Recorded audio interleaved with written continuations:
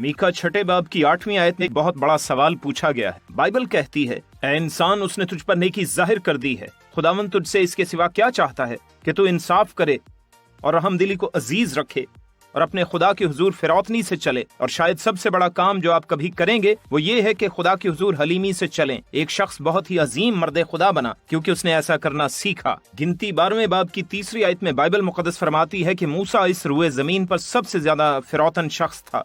मूसा की हलीमी और फिरौतनी के सबब से ही खुदा ने उसको इस्तेमाल किया, लेकिन वो हमेशा ऐसा नहीं था। हम ये भी जानते हैं कि वो फिरौन की बेटी के बेटे के तौर पर परवरिश पा चुका था। वो नौजवान, ताकतवर और मजबूत शख्स था। वो मिस्र की सारी फौजी ताकत को भी जानता था, लेकिन खुदा उस जबरदस्त नौजवान मूसा को इस्तेमाल नहीं कर सकता था। खुदा ने उसको नाकामियों का तजुर्बा करने दिया। जब ऐसा होने लगा तो वो जानना शुरू हो गया कि खुदा उसकी जिंदगी में बड़ा जबरदस्त काम कर रहा है। वो तरक्की करने लगा और सहराए मिदियान में उसने खुदा का दीदार हासिल किया, और ये वो मुकाम था जहाँ खुदा उसके साथ कोई बड़ा काम करने को था। मैं समझता हूँ कि इस तजुर्बा से हम ऐसे असबाक सीखते हैं जो बहुत जरूरी हैं। पहली बात यह है कि हलीमी बहुत जरूरी है, क्योंकि यस्सु की जात का सबसे बड़ा किरदार हलीमी ही था।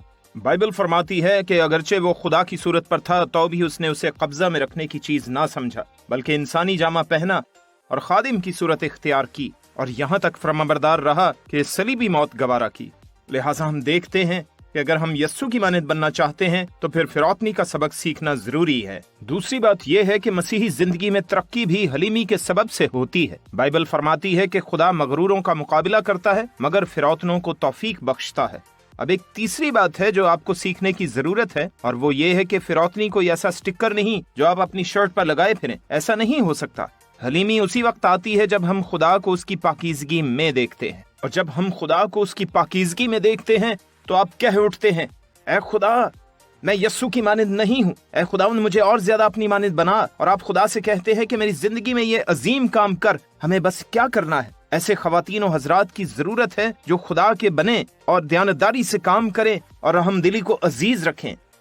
और सबसे बढ़कर ये कि हम फिरौतनी के साथ चलें, खुदा से दरख्वास्त करें कि वो आपकी जिंदगी में फिरौतनी का काम करे और आपको फिरौतन बनाए। खुदा को ऐसा करने के लिए मौका दें, वो आपको अपने जलाल के लिए इस्तेमाल करेगा।